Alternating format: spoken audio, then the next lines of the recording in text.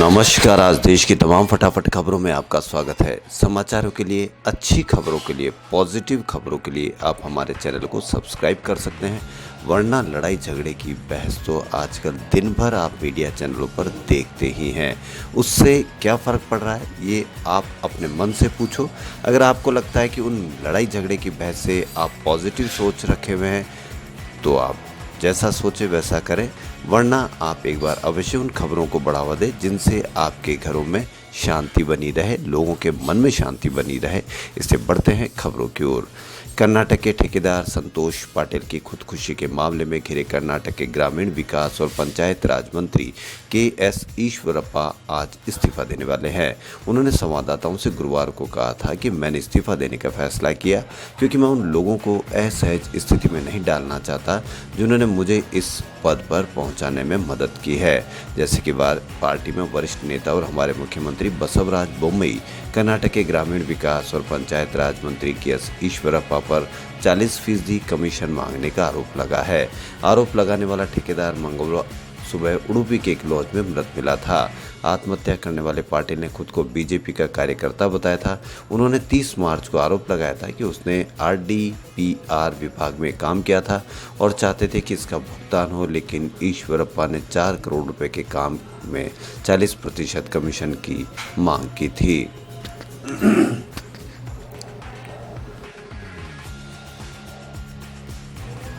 National centre for seismology के अनुसार शुक्रवार सुबह अरुणाचल प्रदेश में पेंगिंग के रिक्टर पैमाने पर 4.9 तीव्रता वाले भूकंप के झटके महसूस किए गए।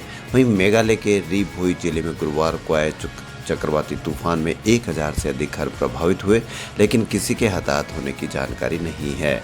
जिले के एक वरिष्ठ अधिकारी ने बताया कि जिले के 47 गांव तूफान से प्रभावित हुए हैं, जिसमें वहां के कई घरों के क्षतिग्रस्त होने की जानकारी है। उन्होंने कहा कि चक्रवाती तूफान में नष्ट होने वाली सरकारी संपत्तियों में बीडी कार्यालय, एक स्कूल, एक लोक निर्माण विभाग कार्यालय और पशु चिकित्सा शामिल है।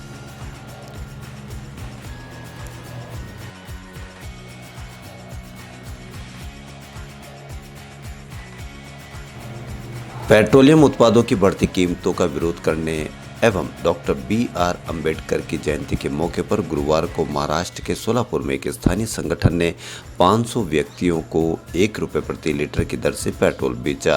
हर ग्राहक को बस 1 लीटर पेट्रोल दिया गया। उसके बाद भी पेट्रोल पंप पर बड़ी संख्या में लोग पहुंचे थे। भीड़ को नियंत्रित करने के लिए पुलिस को तैनात किया गया था। यह कार्यक्रम doctor Ambedkar student and youth panthers ने आयोजित किया था। संगठन की प्रदेश इकाई के नेता महेश सरगोड़ा ने कहा कि महंगाई तेजी से बढ़ी है। नरेंद्र मोदी सरकार में पेट्रोल के दाम 120 रुपये प्रति लीटर हो गया है, इसलिए लोगों को राहत प्रदान करने और डॉक्टर बाबा साहेब अम्बेडकर की जयंती मनाने के लिए 1 रुपये की दर पर पेट्रोल बेचने का फैसला किया। उन्होंने कहा कि यदि हमारे जैसा छोटा संगठन 500 लोगों को राहत दे सकती है तो सरकार को भी राहत प्रदान करनी चाहिए।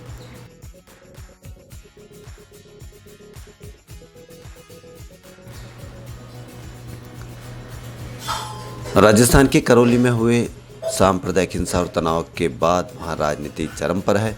जैसा कि अक्सर होता है, सियासी दल अपने फायदे के लिए इस मुद्दे को भुनाने की कोशिश में जुटे और प्रमुख दल कांग्रेस और बीजेपी के बीच इस मामले में आरोप प्रत्यारोप का दौर जारी है। लेकिन करौली में हुए दंगा फसाद और सियासत के इस खेल से हटकर इंसानियत की मिसाल पेश करने का एक ऐसा पहलू सामने आया है जिसका जिक्र करना बेहद जरूरी है। इस समय में जब दंगा भड़क रहा था तो वहाँ के कुछ लोगों ने मुस्लिम समुदाय के लोगों की जान बचाई और दुकानों में लगी आग को भी बुझाने का प्रयास किया। जो लोग दूसरे की मदद के लिए सामने आए वे बेशक साधारण लोग थे, लेकिन मदद का उनका जज्बा बेहद बड़ा था। इसमें महिला मधुलिका सिंह भी शामिल है। मधुलिका और उनके भाई संजय ने अपने परिवार की परवाह किए बिना करीब 15 मुस्लिमों को घर में शरण दी और उनकी जान बचाने के लिए निडर होकर दंगाइयों का सामना किया। ऐसे ही शख्स है मिथिलेश सोनी, जो ब्यूटी पार्लर चलाती है, जिन्होंने 3 महिलाओं के साथ बाल्टी भर भर कर आसपास की दुकानों में लगी आग को बुझाने का प्रयास किया। मधुलिका सिंह जादौन करौली के सांप्रदायिक तनाव के बीच में लोगों के लिए मददगार बनी। इस अकेली महिला ने दंगाइयों का सामना करते 15 लोगों की जान बचाई। इस अकेली महिलाओं ने ही बाजार में कपड़े की दुकान है इनकी। 2 अप्रैल को जुलूस जब इस बाजार से गुजर रहा था तो दंगा भड़क गया। मधुलिका ने तोड़ फोड़ और आगजनी की आवाज़ सुनी। उन्होंने देखा कि लोग दुकानें बंद करके भाग रहे हैं, लेकिन सामने से उग्र भीड़ आ रही थी। ऐसी में मधुलिका डरी नहीं। उन्होंने दंगे में फंसे लोगों को अंदर बुलाकर अपने घर में शरण दी। ये लोग उनके घर में करीब 2 घंटे तक रहे। मधुलिका बताती है कि मैं बाहर आई और पूछा कि शटर क्यों डाउन कर रहे हो। उन्होंने जवाब दिया कि दंगा हो गया। मामले की गंभीरता को देखते हुए मैंने उन्हें अपने घर में शरण देकर गेट लॉक कर दिया। मैंने उनको इंसानियत की नीति से बचाया है। उन्होंने बताया कि अफरा तफरी का माहौल था। भीड़ दुकानों में तोड़ फोड़ कर रही थी और आग भी लगा रही थी। इस प्रकार हम अपने धर्म की रक्षा कर रहे हैं, आग लगाकर।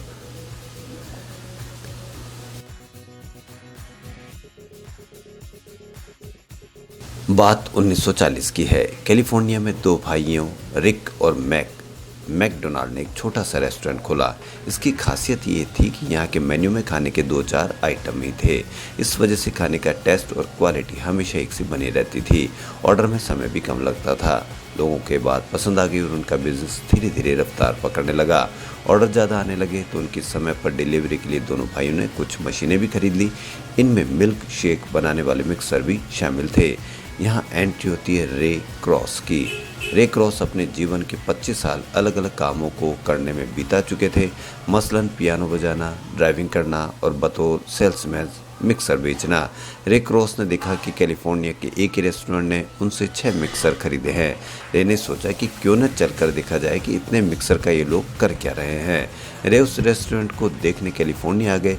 यहाँ उन्होंने देखा कि रेस्टोरेंट तो छोटा पर खाने वालों की लाइन लगी है। रे ने लाइन में लगे एक व्यक्ति से पूछा कि कैलिफोर्निया में और भी रेस्टोरेंट हैं, फिर भी यहाँ इतनी भीड़ क्यों? सामने वाले का जवाब था कि यहाँ आपको 15 सेंट्स में अच्छा बर्गर मिलेगा, वो भी कम समय में। रे को बात जम गई। उन्होंने रिक और मैक से रेस्टोरेंट की फ्रेंचाइजी लेने की बातचीत की। सौदा हुआ और रे को फ्रेंचाइजी मिल गई।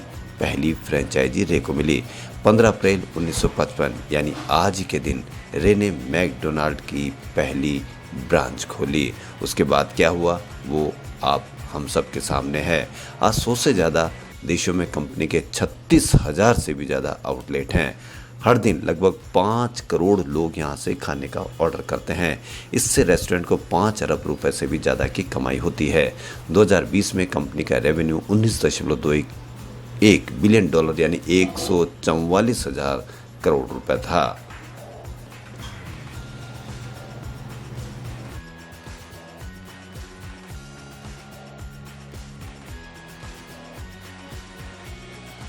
रणबीर कपूर और आलिया भट्ट शादी के बंधन में बंध गए हैं। दोनों ने रणबीर के वास्तु अपार्टमेंट में 7 फेरे लिए। कपल ने अपनी शादी बेहद ही साधारण तरीके से की।